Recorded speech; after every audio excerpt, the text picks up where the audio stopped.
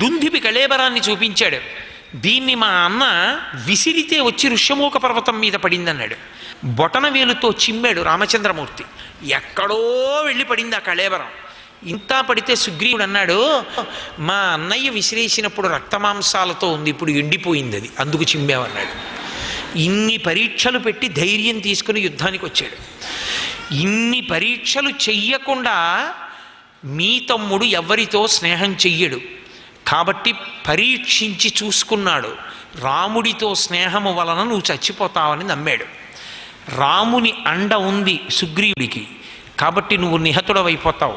రాముడి అండ సుగ్రీవుడికి ఉంటే నాకేమంటావేమో, నివాస వృక్ష సాధూనాం ఆపన్నానాం పరాగతి ఆర్తానాం సంసర్యశ్చైవ యశస్యైక భాజనం అందావిడ. రాముడంటే ఎవరో తెలుసా? ఒక ఆడదండి, ఒక వానరకాంత. ఆవిడ రామాయణంలో రాముడి గురించి చెప్పిందేదో అది ప్రమాణ శ్లోకం. రాక్షసుడు మారీచుడు చెప్పింది ప్రమాణ శ్లోకం. ఆవిడ చెప్పింది నివాస వృక్ష సాధూనాం ఆపన్నానాం పరాగతి. రాముడంటే ఒక పెద్ద చెట్టు లాంటివాడు. ఎవడు చెట్టు కిందకెళ్ళాడో వాడికి నీడనిస్తాడు తప్ప తన దగ్గరకి చేరని వాడికి చెట్టు ఎలా నీడనివ్వదో అలా రక్షించడు. మనమే వెళ్ళి కాళ్ళు పట్టుకోవాలి రాముడివి. ఆపన్నానాం శరణాగతి ఆర్తానాం సంసరిశ్చైవ. ఆయన దగ్గరికి వెళ్ళి ఎంత కష్టంలో ఉన్నవాడు కూడా రామా నేను నీ వాడని అన్నాడా ఇక చెయ్యి విడిచిపెట్టడు, కాపాడతాడు.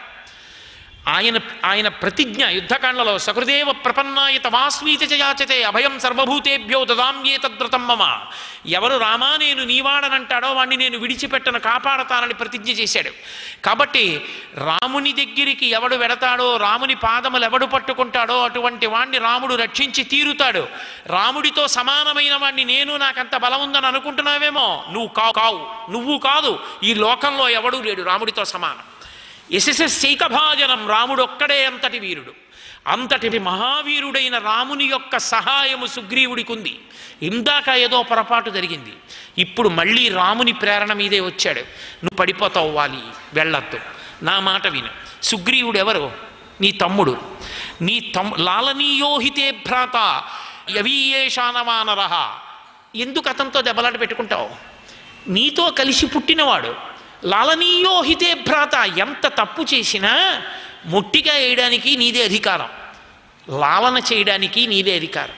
రేయ్ అని చాచి ఓ లెంపకాయ కొట్టు, తప్పులేదు, అన్నగారివి. అలా ఉండకూడదని ఇలా వేలు చూపించు, తప్పులేదు. పక్కన కూర్చోపెట్టుకుని ఎందుకురా నీకు అలాంటి పనులు, చెప్పినట్టు చెయ్యి, చక్కగా వృద్ధిలోకి వస్తావు అని నచ్చ చెప్పు, నీదే అధికారం. నీ తోడబుట్టినవాడయా.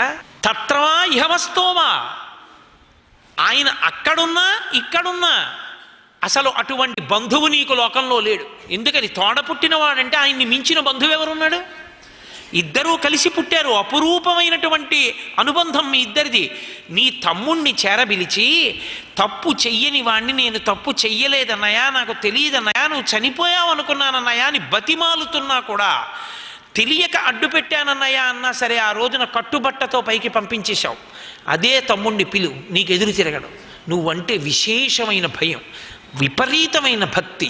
పిలు, రే ఇంకెప్పుడు అలా చేయకు అను, యవరాజ్య పట్టాభిషేకం చెయ్యి. అంతటి మహాబలవంతుడు, అంతటి దూరదృష్టి కలవాడు సుగ్రీవుడన్నందు సుగ్రీవుడే, అటువంటి తల ఉన్నవాడు. ఆయన్ని యువరాజుని చెయ్యి, నువ్వు మహారాజుగా ఉండు. దుర్నిరీక్షుడు అవుతావు మహారాజా, నిన్ను చూసేవాళ్ళు ఉండరు. నా మాట విను.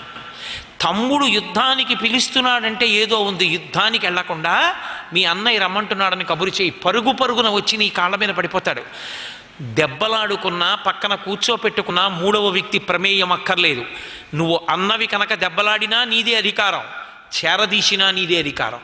నీ అధికారాన్ని నువ్వు వినియోగించు, ప్రాజ్ఞుడవైపోతావు, తప్పు పట్టరెవ్వరు, ధర్మమునందు నిలబడతావు. కాదని యుద్ధానికి వెళ్ళావా ప్రమాదం జరుగుతుంది. నా మాట విను. కాళ్ళ వేళ్ళ పడింది. అన్నీ విని ఏమన్నాడో తెలుసా? చాలా సంతోషం, నీకున్న మంచి మనసుని చూపించావు, నువ్వు చెప్పాలనుకున్నది చెప్పావు, నీ చెయ్యాలన్నది చేసుకుంటాను, నువ్వు వెళ్ళి అన్నాడు. అదో దాంపత్యం. అన్నీ వింటాడు. అంత కోపంలో కూడా అడుగేయుడు, నిలబడి తార చెప్పే వరకు వింటాడు. నేను వెళ్ళిపోతున్నాను, ఇక లోపలికి పో అన్నాడు. అయితే ఒక్క నిమిషం ఉండండి. ఆవిడో చేయకూడని పని చేసింది. ఏడుస్తూ ప్రదక్షిణం చేసింది భర్తకి. ప్రదక్షిణం మంచిదే, గౌరవం. ఏడుస్తూ చేసింది. మహర్షి ధర్మాన్ని ఎత్తి చూపిస్తారు. ఎంత జాగ్రత్తగా చూపిస్తారో. భర్తకి ప్రదక్షిణం చేయొచ్చు, తప్పులేదు. గురువుకి ప్రదక్షిణం చేస్తారు, తల్లిదండ్రులకు ప్రదక్షిణం చేస్తారు. ఏది పూజనీయమైన వస్తువో దాని మీద నువ్వు గౌరవ ప్రకటనం చేస్తున్నావు, ధార్మికంగా బ్రతుకుతున్నావని గుర్తేమిటంటే ఆ వస్తువు చాలా గొప్పదని నువ్వు అనుకున్నప్పుడు దానికి ప్రదక్షిణంగా రావాలి తప్ప అప్రదక్షిణంగా రాకూడదు. కనుక ఆమె ఏడుస్తూ ప్రదక్షిణం చేసింది. సర్వం శ్రీ ఉమామహేశ్వర పరబ్రహ్మార్పణమస్తు. స్వస్తి.